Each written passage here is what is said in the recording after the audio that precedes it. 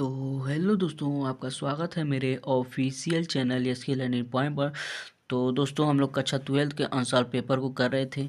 दोस्तों, हमने 5वें क्वेश्चन के पहले तक सभी क्वेश्चन को कर लिया था। हमें 5वें क्वेश्चन से शुरू करता था। तो चलिए दोस्तों, शुरू करते हैं। आशा करता हूँ आप लोग एकदम मस्त अच्छे से होंगे और अपने बोर्ड की तैयारी में लगे होंगे। तो आप लोग एकदम अच्छे से बोर्ड की तैयारी कीजिए। तो चलिए शुरू करते हैं वीडियो को। देखिए, 5वें क्वेश्चन का क्वेश्चन कह रहा है, परासरण एवं परासरण दाब से आप क्या समझते हैं। यानी कि इसमें हमें परासरण तथा परासरण दाब से क्या तात्पर्य है, क्या समझते हैं, उसके बारे में लिखना है। तो चलिए दोस्तों, इसे हम लोग लिखते हैं। तो परासरण में लिखेंगे दोस्तों, परासरण वह प्रक्रिया है, यानी कि जो हमारा परासरण होता है, परासरण वह प्रक्रिया होती है जिसमें विलायक के जो अणु होते हैं वो अर्धपारगम्य झिल्ली यानी कि अर्धपारगम्य झिल्ली यानी कि एसपीएम, इसे ही एसपीएम कहते हैं। यानी कि परासरण वह प्रक्रिया है जिसमें विलायक के अणु अर्धपारगम्य झिल्ली से यानी कि एसपीएम से होकर उच्च सांद्रता वाले क्षेत्र से यानी कि उच्च सांद्रता वाले क्षेत्र से कम सांद्रता वाले क्षेत्र की ओर जाते हैं या परिवर्तित होते हैं या रूपांतरित होते हैं। यानी कि उच्च सांद्रता वाले क्षेत्र से कम सांद्रता की ओर अग्रसर होते हैं। यानी कि परासरण वह प्रक्रिया है, यानी जो परासरण होती है वह प्रक्रिया होती है जिसमें जो विलायक के अणु होते हैं या विलायक के जो कण होते हैं वो अर्धपारगम्य झिल्ली या एसपीएम से होकर उच्च सांद्रता यानी कि अधिक सांद्रता वाले क्षेत्र से कम सांद्रता की ओर अग्रसर होते हैं। और यह तब तक जाते रहते हैं, यानी कि जो उच्च सांद्रता से कम सांद्रता की ओर यह तब तक जाते हैं जब तक कि झिल्ली के दोनों ओर तरल पदार्थ की मात्रा समान न हो। जब तक उनकी पदार्थों की मात्रा समान न हो जाती तब तक वो उच्च सांद्रता से कम सांद्रता की ओर अग्रसर होते रहते हैं। ये हमारा परासरण था। अब देखिए, इसमें दिया है परासरण दाब। चलिए परासरण दाब को भी समझते हैं। तो दोस्तों, परासरण दाब हो जाएगा। परासरण दाब वह तरल दाब है, यानी जो हमारा परासरण दाब होता है वो वह तरल दाब होता है जो किसी विलयन को अर्धपारगम्य झिल्ली यानी कि एसपीएम द्वारा विलायक से अलग करने के लिए जरूरी होता है। परासरण दाब कहलाता है। इसे पी से प्रदर्शित करते हैं या दर्शाते हैं। इसे पी से प्रदर्शित करते हैं। यानी कि परासरण दाब होता है वो तरल दाब होता है जो किसी विलयन को अर्धपारगम्य झिल्ली यानी कि एसपीएम द्वारा विलायक से अलग करने के लिए जरूरी होता है और परासरण दाब कहलाता है। इसे पी से प्रदर्शित करते हैं। ये हमारा परासरण दाब होता है दोस्तों। अब देखिए अगला क्वेश्चन इसी में कह रहा है। देखिए, कह रहा है एक प्रोटीन की 200 सेंटीमीटर क्यूब या 200 घन सेंटीमीटर जलीय विलयन में 1.26 ग्राम प्रोटीन है। प्रोटीन का मोलर द्रव्यमान 61.022 ग्राम प्रति मोल दिया है और कह रहा है 300 केल्विन पर इस विलयन का परासरण दाब यानी कि पी का मान हमें ज्ञात करना है। तो चलिए दोस्तों, इसको हम लोग ज्ञात करते हैं। तो चलिए, इसमें पहले जो जो दिया है उसको हम लोग लिख लेते हैं। ये हमारा सवाल है। इसमें देखिए, कह रहा है एक प्रोटीन के 200 सेंटीमीटर घन यानी कि घन सेंटीमीटर जलीय विलयन में 1.26 ग्राम प्रोटीन है। ये हमें भार का मान दिया है, यानी कि भार को डब्ल्यू से डिनोट करते हैं। 1.26 ग्राम हो जाएगा, यह भार का मान दिया है। और प्रोटीन का मोलर द्रव्यमान को यम से प्रदर्शित करते हैं। यम का मान हमें 61.022 ग्राम प्रति मोल दिया है। यानी कह रहा था इसमें एक प्रोटीन के 200 घन सेंटीमीटर जलीय विलयन में 1.26 ग्राम प्रोटीन है। तो ये जो 1.26 ग्राम दिया है ये हमारा भार है, प्रोटीन का भार है। और प्रोटीन का मोलर द्रव्यमान हमें दिया है 61.022 ग्राम प्रति मोल। अब इसमें कह रहा है 300 केल्विन ताप यानी कि टेम्परेचर, ताप का मान हमें दिया है 300 केल्विन दिया है। अब देखिए, इसमें कह रहा है पर इस विलयन का परासरण दाब पी का मान हमें ज्ञात करना है। तो दोस्तों चलिए पी का मान हम लोग ज्ञात करते हैं। तो दोस्तों, हमारा एक फार्मूला होता है पी वी बराबर होता है NRT, ये हमारा फार्मूला होता है। इसे हम लोग आदर्श गैस समीकरण भी कहते हैं। इसे आदर्श गैस समीकरण भी, इसी को हम लोग आदर्श गैस समीकरण भी कहते हैं, यानी कि PV बराबर nRT। तो चलिए अब इसे हम लोग याद करते हैं। यानी कि जो P होता है हमारा प्राशर दाब होता है, और ये V होता है आयतन होता है, N हमारा इसमें मोल होता है, और R जो होता है वो हमारा गैस नियतांक होता है, और जो T होता है हमारा टेम्परेचर यानी कि ताप होता है। अब चलिए इसमें हम लोग पहले PV बराबर N का मतलब जानते हैं, हमारा मोल होता है। N को मोल से प्रदर्शित करते हैं, मोल। N बराबर, और मोल बराबर होता है भार यानी कि W बटा अणु भार यानी कि यम, यानी कि मोल बराबर भार बटे अणु भार होता है। तो N बराबर लिख सकते हैं W अपान यम, और ये R और T। अब देखिए यहीं पर इसे हम लोग सॉल्व कर देते हैं दोस्तों। तो देखिए, तो P बराबर V को अब भेज देंगे इधर, तो ये हमारा हो जाएगा WRT अपान यम इंटू V। देखिए ये जो V है, V को इधर भेजेंगे, और ये तो आपस में ऊपर गुणा हो जाएगा, और ये V और M नीचे आ जाएगा। अब देखिए इसमें हम लोग मान को लिखते हैं, ये हमारा P बराबर होगा। अब देखिए इसमें हम लोग अपना मान रखेंगे, तो P बराबर हमारा W का मान 1.26 दिया है, गुणे R का दोस्तों मान अलग अलग होता है, R का कई मान होता है, जैसे 8.314 भी होता है, और यहाँ पर हम लोग R का मान लेंगे, R बराबर 0.831। इस सूत्र में यानी कि इस सवाल में हम लोग R का मान यानी कि गैस नियतांक का मान 0.831 लेंगे। इसका मान हमारा कई को होता है, यानी कि एक का मान होता है 8.314 भी होता है, तो इसमें हम लोग 0.831 मान रखेंगे। तो R का मान 0.831 हो जाएगा, गुणे टेम्परेचर का मान यानी कि T का मान हमें 300 दिया है, तो 300 हो जाएगा, अपान यम का मान हमें 61.02 दिया है, गुणो वॉल्यूम यानी कि आयतन, ये देखिए आयतन हमें 200 दिया है, तो आयतन हमारा 200 हो जाएगा। अब चलिए इसी को हम लोग सॉल्व करते हैं। तो P बराबर हो जाएगा, देखिए 2 जीरो से 2 जीरो खत्म, यानी कि ये ऊपर 2 जीरो से 2 जीरो खत्म हो जाएगा। अब देखिए तो 1.26 गुणे, ये देखिए नीचे 1 2 3 दशमलव के बाद 3 अंक, और ऊपर भी दशमलव के बाद 3 अंक। यहाँ पर देखिए दशमलव के बाद 3 अंक, यहाँ पर भी दशमलव के बाद 3 अंक, तो ये दशमलव हट जाएगा, गुणे 3 अपान यहाँ पर 61.022 हो जाएगा, ये 2 हो जाएगा।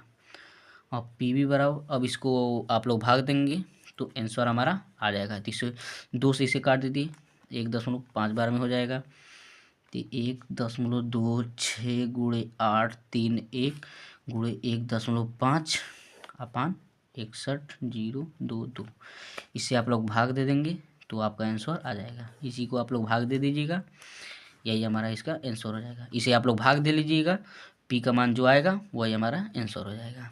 तो दोस्तों आशा करता हूँ आप लोगों को एकदम अच्छे से समझ में आया होगा। चलिए अगला क्वेश्चन देखते हैं।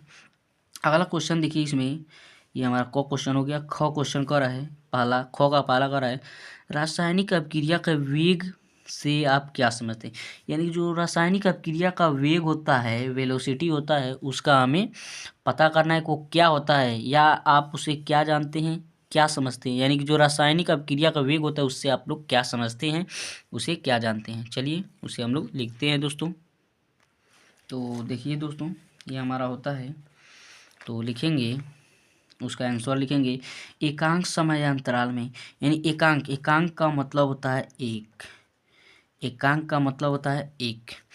एकांक समयांतराल में किसी अभिकारक यानी कि एकांक या एक समय में किसी अभिकारक या उत्पाद में किसी सांद्रता में होने वाले परिवर्तन को अपक्रिया की दर या वेग कहते हैं।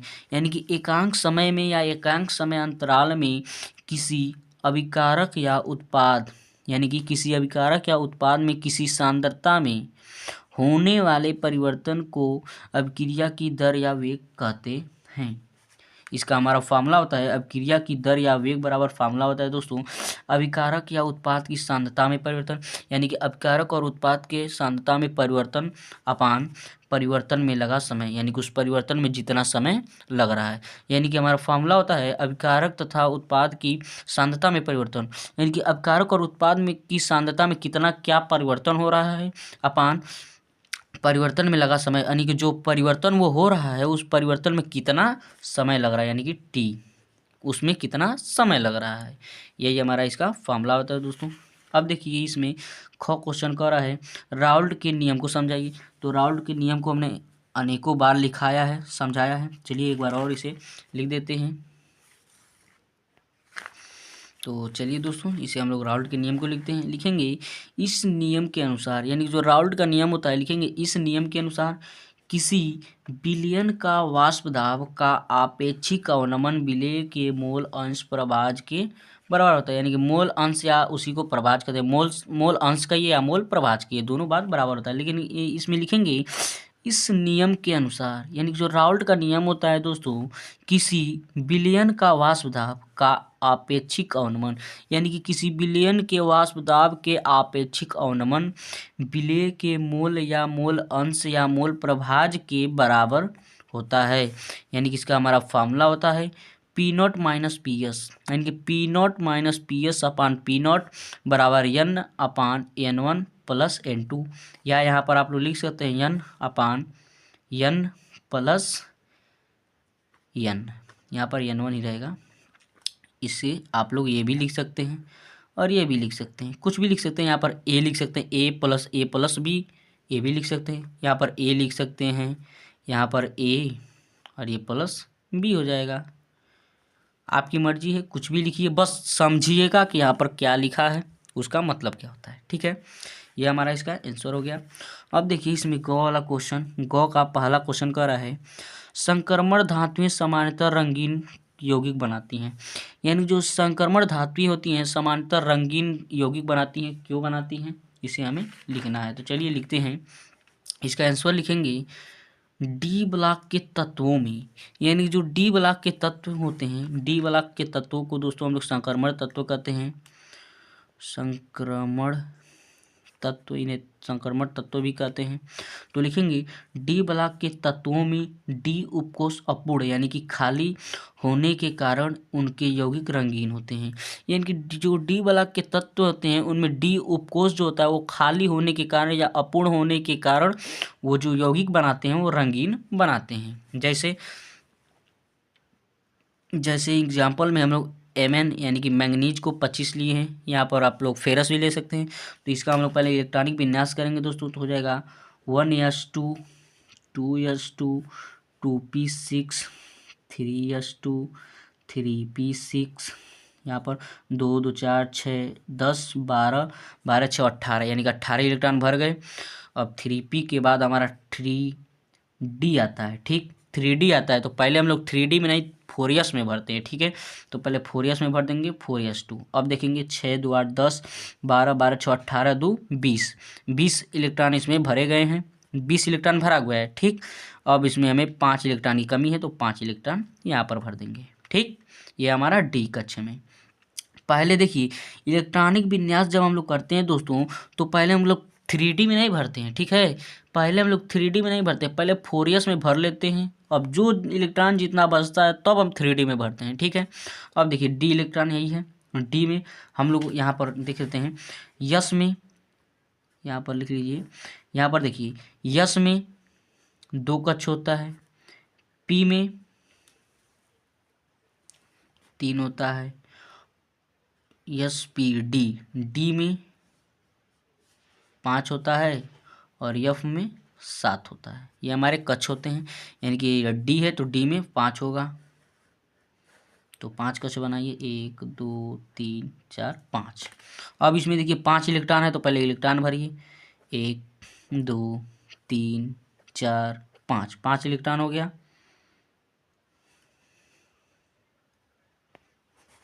सॉरी दोस्तों, सॉरी, यहाँ पर मैग्नीज नहीं होगा, यहाँ पर एफ ही ले लीजिए क्योंकि यहाँ पर इलेक्ट्रॉन भर नहीं रहा है। सॉरी, यहाँ पर एफ ही ले लीजिए। ठीक है, 26 पर आता है एफ ही, तो यहाँ पर 6 इलेक्ट्रॉन हो जाएगा। ठीक है, सॉरी यहाँ पर मैग्नीज नहीं, आप लोग Fe ले लीजिए, यानी कि फेरस, इसे ही लोहा कहते हैं या फेरस कर दीजिए, यहाँ पर फेरस ले लीजिए। ठीक है, जब फेरस लेंगे तो यहाँ पर 6 इलेक्ट्रॉन है, तो 6 इलेक्ट्रॉन भरिए, 1 2 3 4 5 और यहाँ पर 6। अब देखिए इसमें जो डी उपकोष है ये खाली है, यहाँ पर भी खाली, यहाँ पर भी खाली, यहाँ पर भी खाली और यहाँ पर भी खाली। इस खाली यौगिक होने के कारण जो डी ब्लॉक के तत्व होते हैं वो हमेशा रंगीन यौगिक बनाते हैं। ये हमारा इसका आंसर हो जाएगा। अब देखिए इसमें दूसरा क्वेश्चन हो जाएगा, संक्रमण धातुएं तथा इनके ज़्यादातर यौगिक अनुचुंबकीय होते हैं, क्यों? इसमें हमें लिखना है कि जो संक्रमण धातुएं होती हैं अक्सर ज़्यादातर यौगिक अनुचुंबकीय होती हैं। तो चलिए दोस्तों इसे हम लोग लिखते हैं, तो इसका हमारा ठीक हो जाएगा। लिखेंगे यानी अयुग्मित इलेक्ट्रॉन होने के कारण, अयुग्मित जैसे देखिए इसमें भी अयुग्मित इलेक्ट्रॉन थे, अयुग्मित यानी कि भरा नहीं होता है। ठीक है, अयुग्मित इलेक्ट्रॉन होने के कारण इनके आयन और यौगिक अनुचुंबकीय गुण को दर्शाते हैं। यानी अयुग्मित इलेक्ट्रॉन होने के कारण इनके आयन और यौगिक अनुचुंबकीय गुण को दर्शाते हैं। सेम यही एग्जांपल ले लीजिए, यानी कि Fe में जैसे यहाँ पर भी इलेक्ट्रॉन खाली है, यहाँ पर भी खाली है, यहाँ पर भी खाली, यहाँ पर खाली, तो ये जो अयुग्मित इलेक्ट्रॉन है इन्हीं के कारण जो ये यौगिक होते हैं अनुचुंबकीय गुण को प्रदर्शित करते हैं या दर्शाते हैं। इसका हमारा यही आंसर हो जाएगा। ठीक है, आशा करता हूँ आप लोगों को एकदम अच्छे से समझ में आ रहा होगा। चलिए दोस्तों अब देखिए इसमें घ का क्वेश्चन देखेंगे। अब घ का क्वेश्चन देखें, निम्नलिखित उपसंयोजक यौगिकों के IUPAC नाम हमें लिखना है। तो चलिए दोस्तों इसका हम लोग IUPAC नाम लिखते हैं। तो चलिए दोस्तों इसका IUPAC नाम लिखते हैं। तो देखिए हमारा पहला देखिए दिया है Cr Cl2 En और 2 और Cl। ये जो En होता है ये हमारा एथिलीन डाईएमीन होता है। ठीक है, ये हमारा एथिलीन डाईएमीन होता है। जो En होता है एथिलीन डाईएमीन होता है। तो चलिए इसका हम लोग IUPAC नाम लिखते हैं। तो 2 आया है, 2 के लिए हम लोग लिखते हैं डाई, 2 के लिए डाई होता है, और डाई और क्लोरीन 2 बार आया है तो 2 के लिए डाई हो जाएगा। अब क्लोरीन के लिए क्लोराइडो लिखते हैं, क्लोरो लिखिए या क्लोरोडो लिखिए, क्लोरोडो लिख दीजिए या क्लोरो लिखिए। अब देखिए यहाँ पर जो एनिलीन डाईएमीन है वो 2 बार आया है, तो 2 बार के लिए हम लोग 20 लिखते हैं, 2 के लिए 20 हो जाएगा 20। अब इसे ब्रैकेट में ही लिख लीजिए। ये हमारा एथिलीन होता है, एथिलीन, ये हमारा एथिलीन डाईएमीन होता है, ये हमारा एथिलीन डाईएमीन होता है। अब देखिए इसमें ये क्रोमियम है तो क्रोमियम के लिए क्रोमियम ही होता है, क्रोमियम ही होता है, और इसलिए हम लोग रोमन संख्या में 3 दर्शा देंगे। ठीक है, अब इसमें हमारा Cl बच गया तो ये हमारा क्लोराइड हो जाएगा, ये हमारा इसका IUPAC नाम हो जाएगा। यानी कि इसका IUPAC नाम हो जाएगा डाईक्लोरिडो बिस एथिलीन डाईएमीन क्रोमियम 3 क्लोराइडो, यानी क्लोराइड। ठीक है, ये हमारा इसका IUPAC नाम हो गया। अब इसमें दूसरा देखिए, दूसरा हमें दिया है CS यानी कि सीजियम दिया है, सीजियम FeCl4। तो इसका हमारा सीजियम दिया है तो सीजियम लिखेंगे, सीजियम। अब देखिए Cl4 आया है तो देखिए 2 के लिए हमने 20 लिखा। ठीक है, 2 के लिए हम लोग डाई लिखते हैं, 3 के लिए ट्राई लिखते हैं, और 4 आया है तो 4 के लिए टेट्रा लिखते हैं। तो 4 आया, Cl2 4 आया तो इसके लिए हमारा टेट्रा हो जाएगा, यहाँ पर नहीं, टेट्रा हो जाएगा, टेट्रा। क्लोराइड है तो क्लोराइड हो जाएगा, क्लोरो लिख दीजिए, यानी कि सीजियम टेट्रा क्लोरो हो जाएगा। और फेरस है तो फेरेट हो जाएगा, फेरस लिख दीजिए आप या फेरेट लिख दीजिए। ठीक है, फेरेट लिख दीजिए या फेरस लिख दीजिए, और यहाँ पर इसे हम लोग दर्शा देंगे रोमन अंक में। ठीक है, ये हमारा इसका IUPAC नाम हो जाएगा। अब देखिए इसमें तीसरा, ये हमारा K3COC2O4 यानी कि उसका होल ट्वाइस एथराइज दिया है। और अब इसका हम लोग IUPAC नाम लिखेंगे। ये हमारा पोटेशियम है, ये हमारा कोबाल्ट है, कार्बन है, ऑक्सीजन है। तो इसका हम लोग लिखेंगे पोटेशियम दिया है तो लिखेंगे पोटेशियम, पोटेशियम, पोटेशियम। अब देखिए यहाँ पर थ्राइस दिया है, थ्राइस के लिए हम लोग ट्रेस का प्रयोग करते हैं। जैसे यहाँ पर 20 का प्रयोग किए हैं उसी प्रकार इसका हम लोग ट्रेस का प्रयोग करते हैं। 3 के लिए ट्रेस का प्रयोग करते हैं, ट्रेस हो जाएगा। और ये हमारा C2O4 जो होता है ऑक्सीलेटो होता है, तो इसका हमारा नाम ऑक्सीलेटो हो जाएगा, ऑक्सीलेटो। इसका हमारा नाम जो APC नाम होता है वो हमारा ऑक्सीलेटो होता है, ठीक है। अब ये हमारा कोबाल्ट है तो कोबाल्टेट लिख जाएगी, हो जाएगा कोबाल्ट लिख दीजिए, कोबाल्ट या कोबाल्टेट लिख दीजिए। ये हमारा इसका APC नाम हो गया, ठीक है। अब देखिए चौथा देखिए हमारा, देखिए चौथा दिया है COCl3NH3 का होल थ्राइस। तो चलिए इसका भी हम लोग लिखते हैं। 3 दिया है तो 3 के लिए हम लोग ट्राई का प्रयोग करते हैं, ट्राई हो जाएगा। और ये हमारा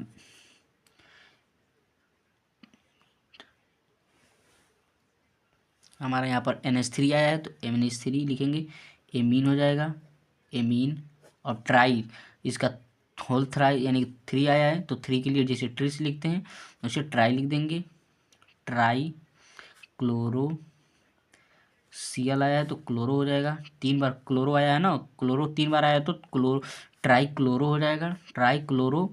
और ये हमारा कोबाल्ट आया है तो कोबाल्ट हो जाएगा, कोबाल्ट। ये हमारा, इसको 3 लिख देंगे, ये हमारा इसका IPC नाम हो गया। तो आशा करता हूँ दोस्तों एकदम आपको लोगों को अच्छे से समझ में आया होगा। चलिए अगला क्वेश्चन देखते हैं। तो देखिए दोस्तों अगला क्वेश्चन देखिए, इस पर स्टार है तो जो स्टार लगे हुए हैं वो हमारा आउट ऑफ सिलेबस है, यानी कि उस सिलेबस में नहीं है। इस पर भी स्टार लगा, ये भी हमारा सिलेबस में नहीं है। अब देखिए क्वेश्चन कह रहा है निम्नलिखित यौगिकों की संरचना लिखिए, यानी कि इसका हमें संरचना लिखना है। तो चलिए दोस्तों इसका हम लोग संरचना लिखते हैं। तो चलिए दोस्तों इसे हम लोग बनाते हैं। देखिए हमारा पहला है, देखिए कह रहा है 2 क्लोरो, दूसरे पर क्लोरो आया है, तीसरे पे मेथिल आया है और पेंटेन है। तो पहले पेंटेन दिया है तो 5 कार्बन लिख लेते हैं पहले, 1 2 3 4 5 कार्बन हो गया। अब यहाँ पर इसमें कहीं भी डबल बॉन्ड नहीं है तो पहले आप लोग इसे कर लीजिए। अब देखिए दूसरे पर क्लोरो, तो दूसरे पर या तो आप ऊपर ले सकते हैं या तो नीचे ले सकते हैं, तो नीचे ही ले लीजिए क्लोरो, ठीक। दूसरे पर क्लोरो और तीसरे पर मेथिल, यानी कि यहाँ पर CH3 ऊपर ले लीजिए या नीचे ही लिख सकते हैं, ठीक है। और यहाँ पर हमारा हाइड्रोजन से जोड़ दीजिए,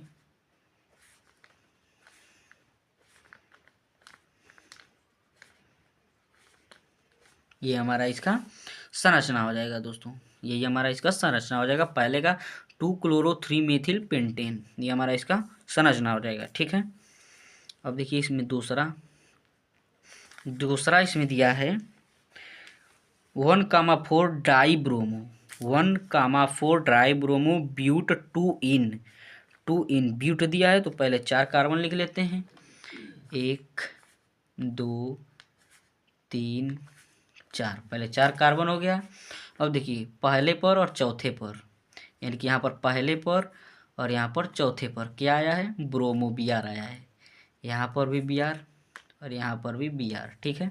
पहले और चौथे पर Br 2 इन, यानी कि दूसरे पर डबल बॉन्ड, यहाँ पर दूसरे पर ये यहाँ पर डबल बॉन्ड 2 इन, सॉरी दोस्तों यहाँ पर नहीं, सॉरी पहला और दूसरा दूसरे पर यहाँ पर आएगा ना, यहाँ पर हो जाएगा 2 इन, यानी कि 2 इन, पहले पर ब्रोमो दूसरे पर ब्रोमो और दूसरे पर 2 इन, ये हमारा। अब इसमें हाइड्रोजन जोड़ दीजिए, यहाँ पर हाइड्रोजन, यहाँ पर हाइड्रोजन, यहाँ पर 2 1 3 1 4 हो जाएगा, यहाँ पर 2 1 3, यहाँ पर हाइड्रोजन 1, यहाँ पर 2 हाइड्रोजन, ये हमारा इसका संरचना हो जाएगा।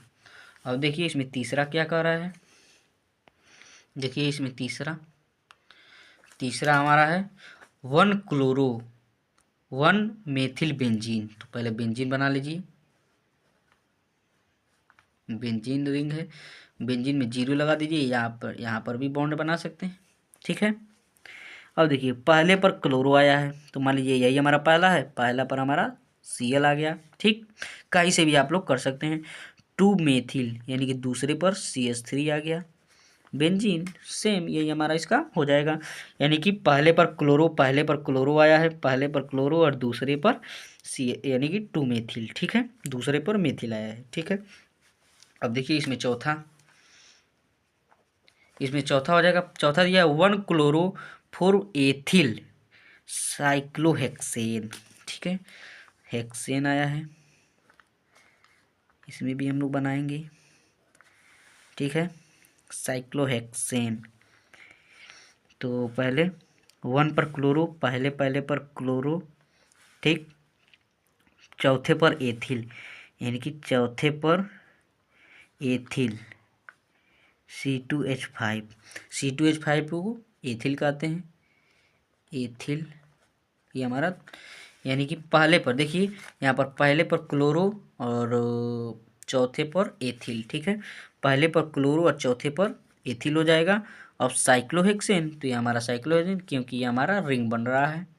ठीक है, ये हमारा साइक्लोहेक्सेन, ये हमारा इसका नेम हो जाएगा। अब देखिए इसमें पांचवा इसमें है 3 ब्रोमो 2 मेथिल ब्यूटेन। ब्यूट यानी कि 4 हाइड्रोजन, 4 कार्बन, तो पहले 4 कार्बन लिख लीजिए, 1 2 3 4। ठीक है, अब 3 ब्रोमो, तीसरे पर ब्रोमो आया है, 1 2 3, इधर से भी आप कर सकते हैं, इधर से भी कर सकते हैं। तो तीसरे पर ब्रोमो, अब देखिए तीसरे पर ब्रोमो 2 मेथिल, दूसरे पर मेथिल यानी कि दूसरे पर CH3 ब्यूट 2 इन, और दूसरे पर डबल बॉन्ड,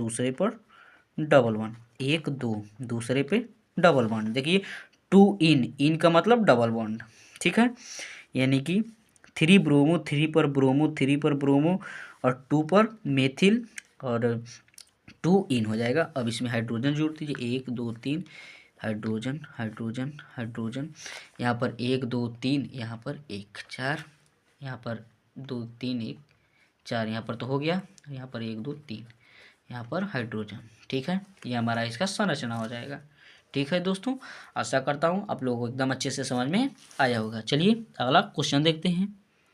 तो देखिए दोस्तों, अब अगला क्वेश्चन इसमें क्या लिखा है, क्या होता है जब केवल रासायनिक समीकरण देना है। तो चलिए ये मेरा रासायनिक समीकरण देते हैं। पहला दिया है एन ब्यूटिल क्लोराइड को, यानी जो एन ब्यूटिल क्लोराइड होता है उसको एल्कोहलिक OH के साथ अपकृत किया जाता है। तो चलिए दोस्तों इसे हम लोग करते हैं।